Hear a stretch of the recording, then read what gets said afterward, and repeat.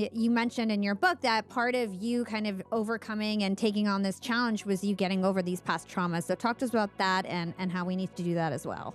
One of the reasons old dogs can learn new tricks that we haven't talked about yet is as we enter our 50s, it's really in our late 40s, there are a bunch of really profound changes in how the brain processes information. One, certain genes only turn on with experience. They'll only flip these switches later in life. Two, in our 50s, the two hemispheres of the brain, which essentially function in opposition to each other along the way, they start working together like never before. And finally, the brain starts to recruit underutilized resources in our 50s. So as a result, we gain access to whole new levels of intelligence, creativity, empathy, and wisdom. I go on and on and on about those benefits. There's a lot that comes with that, but these are not guaranteed. So psychologists talk about moderators, the technical term. It's an if-then condition. You get this only if you do this, right? So I had a lot of anger, and I knew peak performance aging, you got to put that shit down. You cannot thrive in your 50s. You don't get these superpowers, which is why old dogs can learn new tricks better than young dogs. It's why one of the reasons I learned park skiing so fast is I have more intelligence. I've got more creativity. I've got the stuff I need. And I've got even more wisdom, which means I could keep myself safer than when I was making better decisions along the way. That stuff is great, but I don't get it if I can't forgive those who have done me wrong. So the standard best way to do that, and there's tons of research, is loving kindness meditation and compassion meditation. It's an incredibly potent tool. It's amazing for a ton of different stuff.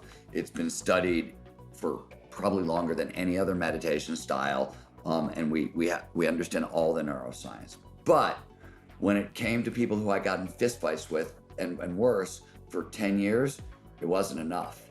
I could, like all the loving kindness meditation in the world, like I could forgive a lot of stuff and clean out a lot. I was left with it just wasn't going away. So I decided one of the reasons I took on an incredibly difficult physical jockey challenge is, okay, I'm gonna go, this is my problem. Let's go walk a mile in their moccasins, right? Let's take this on. And it turns out it worked. By the way, I didn't think it was gonna work. I just knew I needed to do this to thrive. And I was like, well, I'm out of any other ideas. Loving kindness meditation, which is what everybody, right, is not getting it done.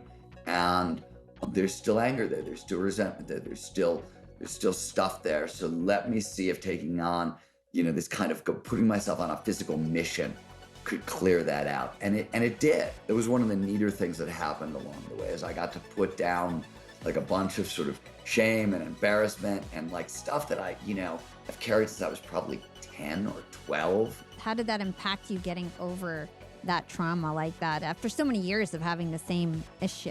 I always say, this is one of the myths that I think a lot of people have about their life, is that people think it's going to get easier. You think, oh, I'm going to get older, I'm going to get better at this, I'm going to be able to sort of oh, I know exactly what I like and I can manicure my life, and it just doesn't get easier. It just doesn't. What it gets is more meaningful.